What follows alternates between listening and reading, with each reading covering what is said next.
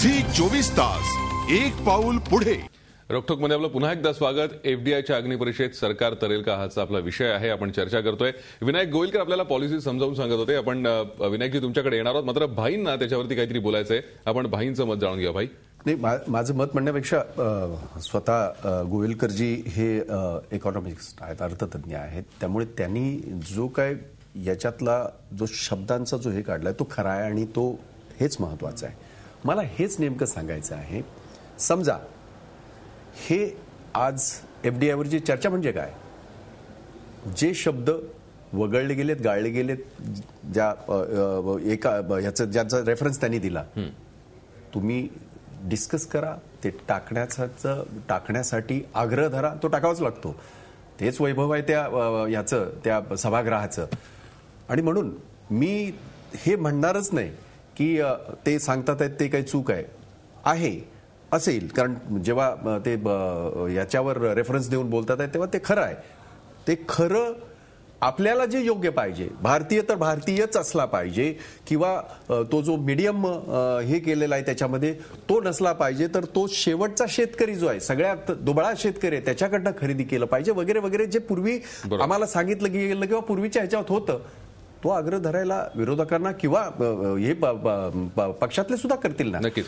त्यामुळे मला तेवढंच म्हणायचं आहे की ह्या सगळ्या ह्याच्यावर चर्चा होणं आवश्यक होती, आतापर्यंत जी होत नव्हती. बरोबर आहे. त्यामुळे त्याचं स्वागतच करूया की आज त्याच्यावर चर्चा होते अनेक अंगातनं. मला असं वाटतं की त्याच्यातनं ते सगळे बदल घडून एक पूर्ण असा एक एफडीआयचा एक हे जो आहे आज जे काही बिल ठेवलेलं आहे ते पूर्ण बिल असं होऊ शकेल असं मी आशावादी आहे. आशाजी, आपल्याला वाटतं असं की ही दिशाभूल सरकार करत आहे असं आपल्याला वाटतं? मुळातच मी सुरुवातीला जसं म्हटलं की सरकारचा हेतू प्रामाणिक आहे का, आणि त्याच्यावरच भारतीय जनता पक्षाचं मत वेगळं आहे. भाई सुरुवातीला असं म्हणाले की आम्ही सगळ्या स्टेक होल्डरशी बोललो. मला असं वाटतं ही चर्चा 184 खाली करण्यामध्ये विरोधी पक्षनेत्या सुषमा स्वराज यांनी भूमिका स्पष्टच केली होती की 184 खाली आम्ही चर्चा का मागू इच्छितोय, कारण त्यावेळेला सदनाचे काँग्रेसचे प्रमुख असलेले प्रणब मुखर्जी म्हणाले होते की आम्ही कन्सल्टेशन आणि कन्सेन्सस या आधारावर जनतेसमोर पार्लमेंट समोर येऊ. आणि त्यावेळेला भारतीय जनता पक्षाच्या नेत्यांनी सुषमा स्वराज यांनी हा प्रश्न उपस्थित केला होता की हु आर द स्टेक होल्डर्स, आणि त्यावेळेला जी भूमिका सरकारने मांडली त्यामुळे सगळ्या राज्यांचे मुख्यमंत्री, सर्व राजकीय पक्ष ह्या पद्धतीची भूमिका मांडली होती.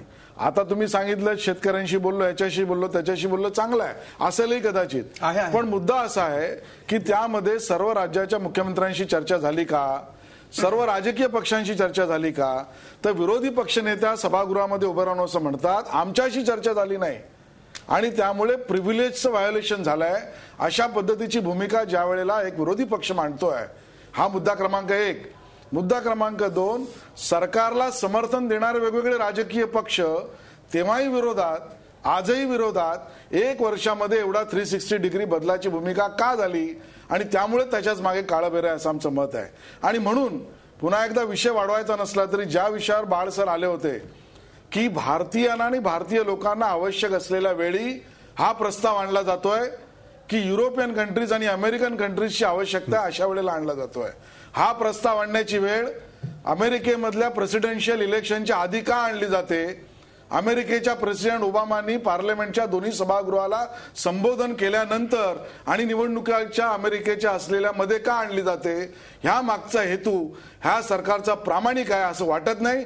त्यामुळे शेतकरी असतील, कन्झ्युमर असतील, मिडलमॅन असतील, भारतीय असतील, ह्या कोणाच्या हेतूला यांची चिंता नाही. आणि म्हणून भारतीय का भारतीयात राहणारे, प्रेफरेबली का मॅन्डेटरी, हे जे अर्थतज्ञ सांगतात, हे जे बदल झाले, हे बदल केवळ आणि केवळ विदेशी गुंतवणूकदार, विदेशी कंपन्या आणि विदेशी राजकारणी यांच्या फायद्याचे आहेत का, हा मूलभूत प्रश्न निर्माण होतो. मला फक्त त्यांच्या प्रत्येक वाक्यामध्ये उत्तर आहे. खरं तर आता कसं आहे की consensus, where you will get the consensus त्यासाठी पार्लमेंट आहे. On the road where you are not on the सर्व गटाची बैठक बोलवू शकतात. असं आहे की मग कन्सेन्सस कसला? कन्सेन्सस होणार. तुम्हाला पार्लमेंट तुम्ही चालवलीच नाहीत. याच मुद्द्यावर तुम्ही रस्त्यावर आलात. ज्या ठिकाणी हे चालवणं आवश्यक होतं किंवा जिथे ही चर्चा होणं आवश्यक होतं, जिथे मेंडेटरी किंवा कन्सिडरी काय जे म्हणताय ते तिथे मांडणं आवश्यक होतं, ते न मांडता तुम्ही जी भूमिका एक पवित्र हे जे आहे लोकशाहीचं मंदिर ते चालवायचंच नाही अशी जेव्हा भूमिका घेतली, ती भूमिका कशी आणि काय हे जेव्हा जनतेला कळलं तेव्हा आता तुमच्या लक्षात आलंय की आपल्याला ही चर्चा होणं आवश्यक. एक गोष्टीतलं मी मान्य करीन की चर्चा होणं आवश्यक होती. 184 असो किंवा ती 193 असो किंवा आणखीन कुठच्या कलमाखाली ती असो, चर्चा होणं आवश्यक होती आणि तेच तर आम्ही म्हणत होतो. इतर स्टेक होल्डर आहेत त्यांच्याजवळ चर्चा झालेल्या आहेत हे मी अगदी खात्रीपूर्वक सांगतो, कारण त्याच्या सगळ्याचे रिपोर्ट्स आहेत. परंतु असं म्हणायचं की तिकडे काहीतरी चाललंय हे साधं एक साधं गणित आहे की बोट दाखवायचं परदेशाकडे किंवा याच्याकडे अमेरिकेकडे, म्हणजे मग ते सगळं लोकांना असं वाटतं अरे हे काहीतरी खूप मोठं काहीतरी मोठं आहे आणि हे आपल्याला काहीतरी त्रासाचं आहे. ही जी एक पद्धत आहे भारतीय जनता पार्टीची, ही काही नवीन नाही, ही फार जुनी पद्धत आहे आणि त्याच्यामुळे त्या पद्धतीने जे ते मांडतात आहेत.